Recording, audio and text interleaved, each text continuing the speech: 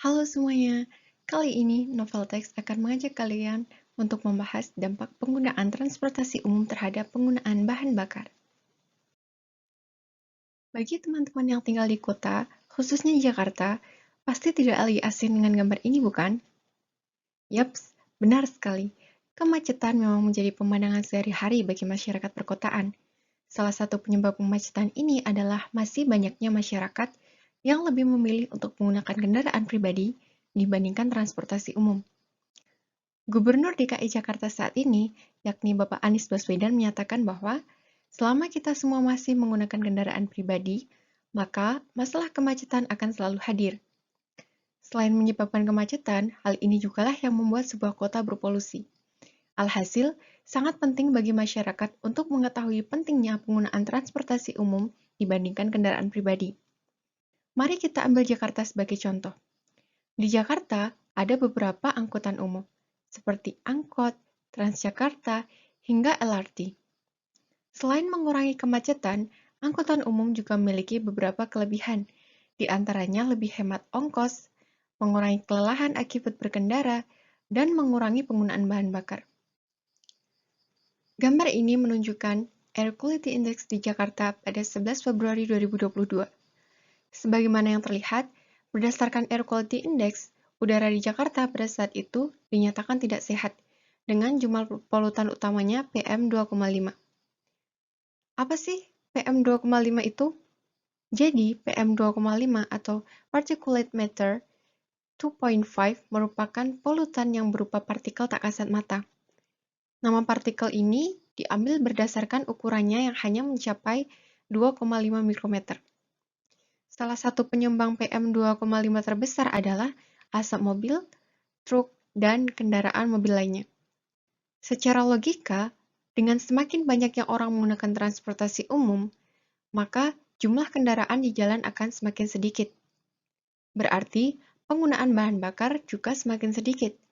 Alhasil, polusi yang dihasilkan pun juga semakin sedikit, dan air quality index bisa membaik.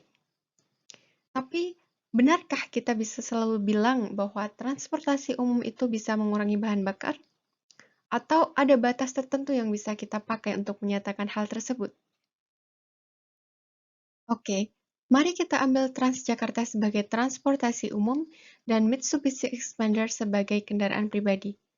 Untuk mengetahui efektivitas Transjakarta dalam mengurangi penggunaan bahan bakar, kita akan melakukan Fuel Consumption Estimation atau estimasi penggunaan bahan bakar pada dua kendaraan ini, lalu membandingkannya. Bus Transjakarta yang kita pakai adalah Volvo B11R dengan kapasitas penumpang 90 orang. Untuk Mitsubishi Xpander sendiri, kapasitas penumpangnya adalah 7 orang. Analisis dilakukan dengan dua skenario. Skenario pertama, kedua kendaraan diberikan muatan 1/7 kapasitas penumpang pada top gear masing-masing dan pada 70 kph. Bisa kita lihat dari gambar ini bahwa estimasi penggunaan bahan bakar adalah 3,5 km per liter untuk B11R dan 13 km per liter untuk Xpander.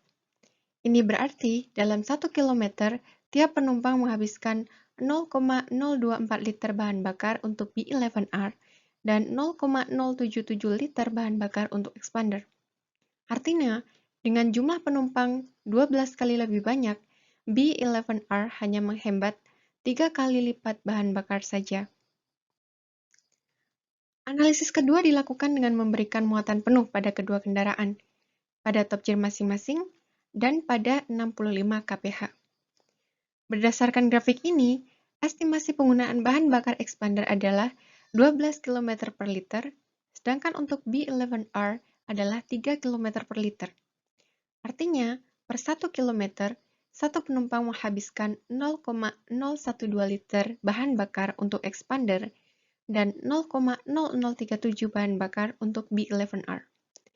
Tren ini sama dengan analisis sebelumnya, yakni penggunaan bahan bakar pada B11R 3 kali lebih hemat dibandingkan pada Xpander.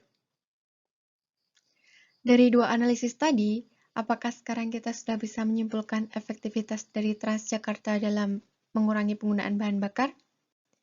Jawabannya adalah ya. Dengan persentase jumlah yang sama, Transjakarta lebih menghemat bahan bakar. Hanya saja, begini teman-teman, ternyata nilai penghematannya itu tidak sesignifikan yang kami ekspektasikan. Catatan penting dari perhitungan kami adalah expander yang berisi 7 penumpang mengkonsumsi bahan bakar lebih sedikit per penumpangnya untuk setiap 1 kilometer dibandingkan Transjakarta yang berisi 12 penumpang. Jadi intinya, Transjakarta minimal harus mengangkut 3 kali lipat jumlah penumpang expander agar dapat menghemat bahan bakar. Jika kurang dari 3 kali lipat, maka expander lebih menghemat bahan bakar. Baiklah teman-teman, itu tadi pembahasan kita tentang dampak transportasi umum terhadap penggunaan bahan bakar. Bisa kita simpulkan bahwa estimasi penggunaan bahan bakar diperlukan untuk melihat kontribusi transportasi umum dalam mengurangi penggunaan bahan bakar. Dapat kita simpulkan pula bahwa semakin banyak orang menggunakan transportasi umum, semakin besar pula kontribusinya dalam mengurangi penggunaan bahan bakar. Oleh karena itu, demi lingkungan yang lebih bersih, Novaltek sangat menghimbau teman-teman untuk mulai menggunakan transportasi umum. Sekian dari kami, sampai jumpa di video selanjutnya.